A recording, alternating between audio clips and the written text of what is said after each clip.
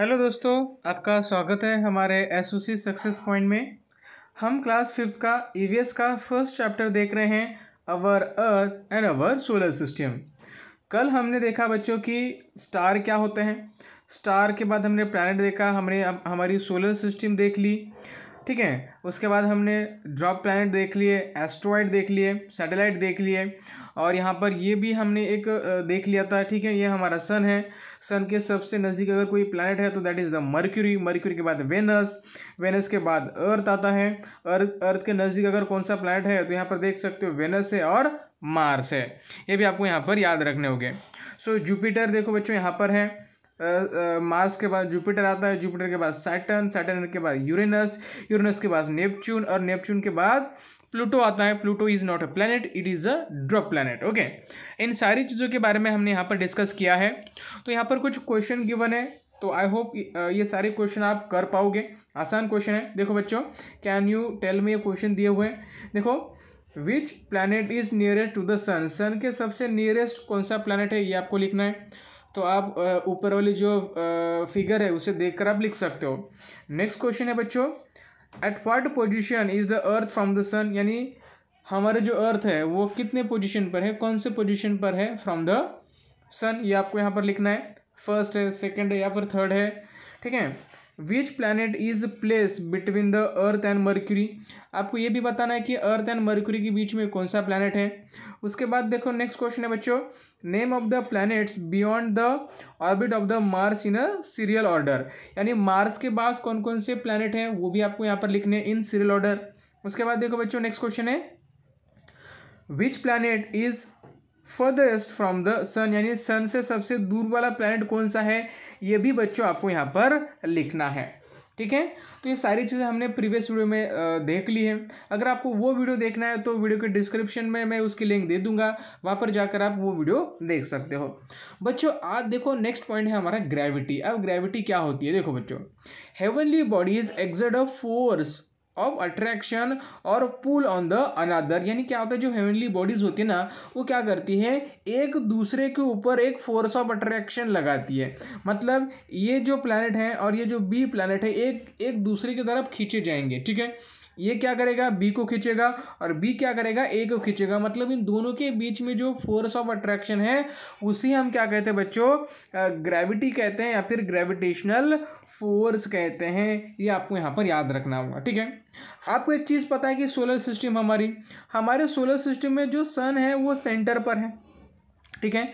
और उसके अराउंड जो अलग अलग ऑर्बिट में प्लैनेट घूमते हैं। तो क्या इसी तरीके से कोई फोर्स सन और प्लैनेट के बीच में होगा क्या? तो बिल्कुल बच्चों, सन और प्लैनेट के बीच में ऐसा ही एक फोर्स है, उसे हम ग्रेविटेशनल फोर्स कहते हैं। सन क्या करता है, वो ग्रेविटेशनल फोर्स एक्सर्ट करता है प्लैनेट पर, और इसके वजह से प्लैनेट क्या करता है, एक स्पेसिफिक ऑर्बिट में घूमता रहता है। अगर ये फोर्स नहीं होता तो प्लैनेट क्या हो जाता बच्चों, टेंजेंशियली दूर चला जाता, ठीक है। और वो कभी भी उस पैथ में या फिर उस ऑर्बिट में वो नहीं घूमता। तो ये आपको यहाँ पर याद रखने हैं। उसके बाद बच्चों जो ये फोर्स लगता है ये हमेशा toward the centre of the object लगता है। यानी देखो बच्चों, आपने देखा होगा कभी भी जो लीव्स होते हैं, जो फ्लावर होते हैं, जो फ्रूट होते हैं, ये टूटने के बाद हमेशा ही नीचे आते हैं, ठीक है। नीचे आते हैं मतलब किस तरफ आते हैं, तो मान लीजिए ये अर्थ है, तो मान लीजिए एक फ्रूट टूट गया तो हमेशा ये पृथ्वी के सेंटर की तरफ आएगा, इस तरीके से, ठीक है। हमेशा फ्रूट टूटने के बाद सेंटर की तरफ ही आता है बच्चों, ये भी आपको यहाँ पर याद रखना होगा, ठीक है। Always fall toward the centre of the अर्थ, ये भी आपको यहाँ पर याद रखना होगा। उसके बाद देखो बच्चों, rocks that come loose from the hills side. उसके बाद है rain falling from the sky. ये सारी चीज़ें toward the centre of the earth आती है, ये भी आपको यहाँ पर याद रखना है। अब ऐसी चीज़ें होती क्यों हैं, ठीक है। मैंने तो आपको बता दिया कि हमेशा toward the centre of the अर्थ होती है। अब आपको बताना है कि ये होता क्यों है, because of the gravity. Gravity के वजह से कोई भी चीज़ आपको बताया है कि क्या होती है, toward the centre of the अर्थ चली जाती है। इसका एग्जाम्पल देखो, आपने अगर क्रिकेट का बॉल ले लिया, बॉल को अगर ऊपर फेंक लिया तो बॉल नीचे आ जाता है बिकॉज ऑफ द ग्रेविटी, ये भी आपको बच्चों यहाँ पर याद रखना होगा, ठीक है। अब क्या होता है बच्चों, देखो अब पीपल जो होते हैं, जो लोग होते हैं, वो हमेशा क्यूरियस होते हैं, जिज्ञासु होते हैं कि उन्हें हमेशा पता लगाना होता है कि यार स्पेस में क्या है, स्पेस में क्या क्या चीज़ें होती हैं, ठीक है, प्लैनेट कैसे हैं, वहाँ पर कौन रहता है, या पानी है कि नहीं, या हमेशा लोग क्यूरियस रहते हैं। तो इसका पता लगाने के लिए हम क्या करते हैं, हमेशा स्पेस मिशन कंडक्ट करते हैं। अब स्पेस मिशन में क्या होता है, हम एक सैटेलाइट भेज देते हैं, वो क्या करता है, उस प्लैनेट पर या फिर सैटेलाइट पर चला जाता है और वहाँ की इन्फॉर्मेशन कलेक्ट करता है और हमें अर्थ पर भेज देता है। तो क्या हमने ऐसे कोई स्पेस मिशन कंडक्ट किए हैं? तो इसका आंसर है बच्चों हाँ। तो आपको पता होगा, ठीक है। इंडियन स्पेस मिशन के बारे में यहाँ पर हम डिस्कस करेंगे। तो बच्चों देखो यहाँ पर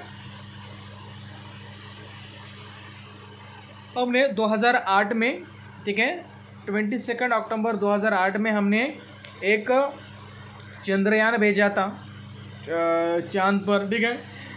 किसने भेजा था बच्चों? ये भेजा था इसरो ने। अब ये किस लिए भेजा था? To study the surface of the moon के सरफेस की स्टडी करना, वहाँ पर केमिकल की स्टडी करना। तो इसके लिए हमने चंद्रयान 1 भेजा था 2008 में। उसके बाद आपको मंगलयान पता होगा, ठीक है। ये भी एक इंडियन स्पेस मिशन का सबसे इम्पोर्टेंट मिशन था। उसे हम मॉम कहते थे, मार्स ऑर्बिट मिशन कहते थे, ठीक है। ये 2013 में लॉन्च किया गया था, 5 नवंबर 2013, ठीक है। ये आपको पता है। और आपको पता होगा कि 2014 में ये वहाँ पर लॉन्च हो गया था। लॉन्च नहीं कह सकते कि इस्टेब्लिश हुआ था मार्स के ऑर्बिट में, ठीक है। एक्चुअली ये अनमैन मिशन थे। अनमैन का मतलब क्या है? यहाँ पर कोई भी इंसान वगैरह नहीं थे इस यान में, ठीक है। ये अनमैन मिशन थे, ठीक है। देखो बच्चों, ये मंगलयान है।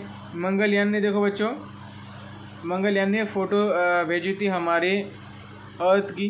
कुछ इस तरीके से हमारा इंडिया आपको यहाँ पर दिखाई दे रहा है। ये इंडिया है, हमारा प्यारा इंडिया, ठीक है। चलो अब देखो बच्चों, अगर हमें बच्चों अगर सैटेलाइट या फिर कोई भी चीज़ अगर ऊपर भेजनी है तो उसके लिए कोई टेक्नोलॉजी तो लगेगी ना बच्चों। टेक्नोलॉजी लगेगी, सिस्टम लगेगा। तो उसके लिए हम क्या करते हैं बच्चों? तो उसके लिए हम क्या करते हैं? रॉकेट का यूज़ करते हैं। उसको क्या कहते हैं बच्चों? रॉकेट कहते हैं या फिर SLV कहते हैं। SLV का मतलब होता है स्पेस लॉन्चिंग व्हीकल, SLV, ठीक है। स्पेस लॉन्चिंग व्हीकल SLV यहाँ पर आप देख सकते हो, ठीक है। ये है रॉकेट, यहाँ पर आप देख सकते हो रॉकेट। जो दिवाली में रॉकेट होती है ना, सेम उसी तरीके से वर्क करते हैं। वो बैक साइड से वो फायर होते हैं और उससे उसे एनर्जी मिलती है स्पेस में जाने के लिए, ठीक है। और जो भी स्पेस में जाते हैं उन्हें हम क्या कहते हैं बच्चों? उन्हें हम कहते हैं एस्ट्रोनॉट, ठीक है। The scientist who travel into the space, they are called the astronaut. यानी जो भी साइंटिस्ट स्पेस में जाते हैं उन्हें हम क्या कहते हैं बच्चों? एस्ट्रोनॉट कहते हैं, ठीक है। अब इंडियन एस्ट्रोनॉट की अगर हम बात करें तो आपको पता होगा राकेश शर्मा जी, ये पहले एस्ट्रोनॉट थे, ठीक है। 1984 में ये स्पेस में चले गए थे। तो ये हमारे एक फर्स्ट इंडियन एस्ट्रोनॉट थे, ये आपको पता लगाना होगा, ठीक है। इनके बारे में इंफॉर्मेशन आपको याद रखनी होगी। अब देखो बच्चों, अब आपको पता होगा कि जो मून है वो एक नेचुरल सैटेलाइट है हमारे, ठीक है बच्चों। मून क्या है? एक नेचुरल सैटेलाइट है, आप सभी को पता है। लेकिन अगर ऐसे सैटेलाइट अगर मान लीजिए अगर स्टडी करने के लिए हम भेजते हैं, आर्टिफिशियल सैटेलाइट अगर हम स्टडी करने के लिए भेजते हैं तो वो बन जाएगा हमारे आर्टिफिशियल या फिर मैन मेड सैटेलाइट, ठीक है। ये क्या करते हैं? ये हमें इंफॉर्मेशन प्रोवाइड करते हैं। किस चीज़ की? तो ये हमें इन्वायरमेंट की, एग्रीकल्चर की, फॉरकास्टिंग की, मैप के लिए, सर्चिंग द वाटर, मिनरल्स, इसके लिए क्या करते हैं? टेलीकम्युनिकेशन के लिए, टीवी के लिए, मोबाइल के लिए, ये हम इसका यूज़ बच्चों यहाँ पर कर सकते हैं। तो उसे भेजने के लिए हम किसका यूज़ करते हैं बच्चों? रॉकेट का यूज़ करते हैं, ठीक है। ये आपको यहाँ पर याद रखना है। हमने क्या क्या पढ़ा बच्चों? यहाँ पर देख लो आप। The sun is the star, all the other bodies in the solar system get lighted from the sun. यानी यहाँ पर पूछा कि सन क्या है? एक स्टार है, और जो बाकी की जो बॉडीज़ है हमारे सोलर सिस्टम में वो क्या करती है? सन से लाइट रेज लेती है। उसके बाद में बताया गया है कि sun and the planets and their satellite, dwarf planet and asteroid that revolve around the sun are together called the solar system। यानी देखो बच्चों, सन है, सन के अराउंड प्लैनेट है, सैटेलाइट है, ड्रॉप प्लैनेट है, एस्ट्रॉयड है। ये क्या करते हैं? सन के अराउंड डायरेक्टली और इनडायरेक्टली रिवॉल्व करते हैं। तो इन कंबाइनली इसे क्या कहते हैं, टुगेदरली इसे हम कहते हैं हमारी सोलर सिस्टम। ठीक है। Things on the earth remain on it due to the force of gravity. आपको पता है कि अर्थ पर जो भी चीज़ें रहती है because of the gravity, otherwise से चीज़ें फ्लोट करने लगती, लेकिन कोई भी चीज़ हमारी पृथ्वी पर होती है बिकॉज ऑफ द ग्रेविटी। उसके बाद है बच्चों देखो, अगर हमें स्पेस में जाना है मतलब ग्रेविटी के अपोज जाना है, अगेंस्ट जाना है, तो यहाँ पर क्या किसकी ज़रूरत होती है बच्चों, हमें यहाँ पर हमें रॉकेट टेक्नोलॉजी की ज़रूरत होती है। तो बच्चे नेक्स्ट वीडियो में मैं आपके इसके एक्सरसाइज वगैरह मैं आपको बता दूंगा। तब तक good bye, take care and God bless all of you.